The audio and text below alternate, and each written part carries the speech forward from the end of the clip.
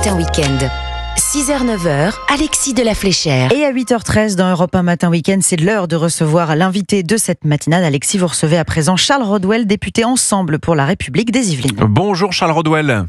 Bonjour, merci pour votre invitation pour ce dimanche. Avec grand plaisir. Jeudi dernier, le RN a obtenu une victoire symbolique à l'Assemblée nationale puisque sa proposition de résolution visant à dénoncer l'accord franco-algérien de 1968 a été adoptée à une voix près, je le précise. Alors, est-ce que vous avez, Charles Rodwell, voté ce texte ou pas ? Alors, je me permets d'apporter une toute petite correction à la présentation que vous avez faite et je vous remercie pour votre invitation. Alors, ce texte, je n'ai évidemment pas voté contre parce que j'ai moi-même appelé à dénoncer les accords entre la France et l'Algérie. Notamment, je vous remercie d'avoir mentionné à travers le rapport que j'ai publié sur les coûts pour les finances publiques de ces accords. Mais je n'ai certainement pas voté pour parce que le texte du RN, une résolution, donc c'est une injonction que l'Assemblée nationale donne au gouvernement, est incomplète et donc dangereuse. D'accord. Pourquoi ? Parce que oui, il faut dénoncer les accords de 68, mais il faut absolument, et c'est ce que je dis dans le rapport que j'ai remis, prévoir un cadre juridique alternatif, notamment pour les ressortissants algériens en France. Et le RN ne prévoit absolument pas ça. Donc le vide juridique qui est créé, le vide pourrait être largement instrumentalisé par l'Algérie, et je ne pouvais pas voter pour cette raison-là. Maintenant, il faut absolument que nous dénoncions les accords de 68. Mais en même temps, au même moment, il faut absolument que nous changions nos lois tout de suite, au même moment que la dénonciation a lieu, pour pouvoir faire rentrer l'ensemble des ressortissants algériens dans le droit commun, afin d'éviter que cette situation soit instrumentalisée, notamment par le pouvoir algérien. C'est l'objet des propositions législatives que je remettrai dès la semaine prochaine. Donc ce que vous dites en fait, c'est que le Rassemblement national, vous soutenez, on a bien compris sur la forme, puisque vous dénoncez, comme le RN, les accords de 1968, mais vous dites très clairement ce matin sur Europe 1 que le Rassemblement national a des lacunes juridiques, en fait, ne va pas assez loin et pourrait en fait nous mettre dans une sorte de spirale inverse avec une immigration algérienne beaucoup plus massive. C'est ce que vous nous dites en fait. Moi, je pense que c'est un risque. Donc oui, il faut dénoncer les accords de 68. Pourquoi ? Parce que ces accords ont été détournés de leur intention. En 68, quand le gouvernement français et le gouvernement algérien signent cet accord, ils le signent parce qu'avant cela, il y avait la libre circulation entre nos deux pays, et leur but, c'est de contrôler l'immigration entre nos deux pays. Donc ils veulent contrôler l'immigration de travail et ils veulent réduire l'immigration familiale et l'immigration pour soins. On voit aujourd'hui, à cause de décisions politiques et des décisions de justice qui ont été prises depuis, que cette intention, elle a évidemment été totalement détournée. Et c'est évidemment la raison pour laquelle il faut remettre en cause ces accords. Oui. Ceci dit, il y a un énorme mais. Il y a une condition majeure. Il faut prévoir le cadre juridique alternatif. Je sais que c'est un peu compliqué, mais c'est hyper important. En fondant cela sur deux principes. Il faut que nous écrivions dans notre loi, et c'est la proposition que je remets, qu'un citoyen algérien doit être considéré comme tout citoyen étranger extra-européen sur le territoire français. Deuxième principe, il faut qu'un citoyen binational, franco-algérien, soit enfin considéré comme un Français comme un autre dans notre droit.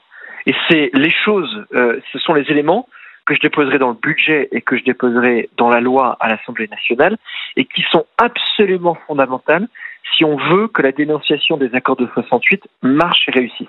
Et c'est ce que n'avait pas prévu le Rassemblement national dans sa résolution. C'est très clair. Vous êtes donc, vous l'avez dit vous-même, l'auteur d'un rapport sur ces accords de 1968 avec l'Algérie. Ces accords, ils nous coûtent, vous le dites, 2 milliards d'euros par an. Est-ce que vous pouvez nous expliquer ce chiffre, Charles Rodwell ? Alors, on a voulu faire très attention à pas tout mélanger. Donc, de quoi est le signe qu'est-ce que signifie ce chiffre ? C'est quand même beaucoup d'argent. On ne parle que des accords de 68 et de leur déclinaison. C'est-à-dire, si on prend par exemple la question de la rétention administrative, les OQTF, si on prend par exemple la question du logement social, voilà deux sujets qui sont très toxiques et très compliqués entre la France et l'Algérie. Ce ne sont pas des sujets qui dépendent directement des accords de 68. Donc voilà des coûts qu'on a laissés de côté alors que ce sont des coûts massifs. Notre objectif, ça a été de centrer notre analyse sur ces accords. Et le moins qu'on puisse dire, c'est que rien que ces accords nous coûtent extrêmement cher. Deuxième principe que l'on inclut, ce n'est qu'une estimation. D'accord, donc ça pourrait être beaucoup plus. Exactement. Pourquoi ? Parce qu'aujourd'hui, l'État est aveugle. Il y a un aveuglement systémique qui est fait que les ministères, et c'est pas la faute de personne, les agents que j'ai rencontrés sont des gens formidables qui ont un sens de l'engagement pour notre pays qui est extraordinaire, mais ils ne sont pas outillés pour évaluer ces politiques publiques. Et ça, c'est quand même très inquiétant. C'est vraiment un aveuglement qui est systémique et on a remis tout un tas de propositions aussi pour que l'État ne soit plus aveugle et que les Français puissent enfin connaître le chiffre précis et le coût précis de ces accords pour notre pays. Il faut en tout cas les dénoncer. C'est très clair. Monsieur Rodwell, vous êtes né en 1996, vous avez 29 ans. Je suis né pour ma part en 1988. Ni moi, ni vous n'avons connu la colonisation et pourtant on en paye aujourd'hui les conséquences. On l'entend ce matin sur Europe 1. Qu'est-ce qu'on doit faire aujourd'hui pour comment convaincre ces Algériens qui viennent en France qu'aujourd'hui, voilà, il y a une possibilité de s'intégrer. J'entends beaucoup d'Algériens parfois qui disent « mais vous savez, c'est le retour de bâton ». On peut entendre ça parfois. Comment on peut faire aujourd'hui pour ne pas subir, nous, cette colère ? Alors, j'entends tout à fait votre question et je l'adresse notamment à nos chers collègues de gauche qui nous accusent de racisme, de xénophobie et en permanence à l'Assemblée nationale. Je leur dis, vous êtes contre la colonisation. Évidemment, c'est parfaitement légitime. Les accords de 68 sont le fruit de la colonisation. Et donc, si vous êtes contre la colonisation, vous devriez être les premiers à dénoncer les accords de 68. Mais oui. On a là toute l'hypocrisie crasse de la gauche, notamment des écologistes et de LFI, parce que les socialistes, pour être franc, il faut le dire, sont beaucoup plus modérés sur cette question. Mais les écologistes et les LFI sont dans un paradoxe absolument inentendable sur cette question. Je me permets d'ailleurs, il faut quand même le souligner, d'avoir dans cette interview, et je vous remercie de m'avoir invité, j'aimerais avoir un mot pour Boualem Sansal et Christophe Glaise, qui sont aujourd'hui toujours les otages du régime algérien. Et rien que pour eux, nous devrions être tous mobilisés sur cette question pour normaliser notre relation avec un régime qui oppresse son peuple et qui détient 2 citoyens en otage. C'est très important ce que vous dites, parce que justement, on voit que la politique d'Emmanuel Macron, depuis le début de son 2e mandat, c'est tendre la main toujours un peu plus à l'Algérie, avec très peu de résultats finalement. Est-ce qu'il ne faut pas tout revoir et enfin appliquer une méthode de fermeté qui, pour l'instant, n'a jamais encore été appliquée ? Moi, je vais peut-être pas faire plaisir à une partie de vos auditeurs, mais je préfère dire ce que je pense. Allez-y. Je pense que jusqu'à présent et jusqu'à l'été dernier, le président de la République a eu raison dans sa démarche. Pourquoi ? En 2017, il appelle le président algérien et il lui dit « Vous, comme moi, vous n'êtes pas d'accord avec ces accords. » Parce que c'est quand même le paradoxe, le comble dans toute cette histoire. L'Algérie dénonce une partie des accords aussi, ce qui est quand même délirant. Il faut donc aller convaincre le président de la République de revenir sur ces accords, ce qu'il ne veut pas faire pour l'instant. J'y viens. Donc, le président de la République dit « renégocions ensemble ». Des travaux ont été lancés. Entre-temps, Christophe Glaise et Boualem Sansal se sont fait enfermer.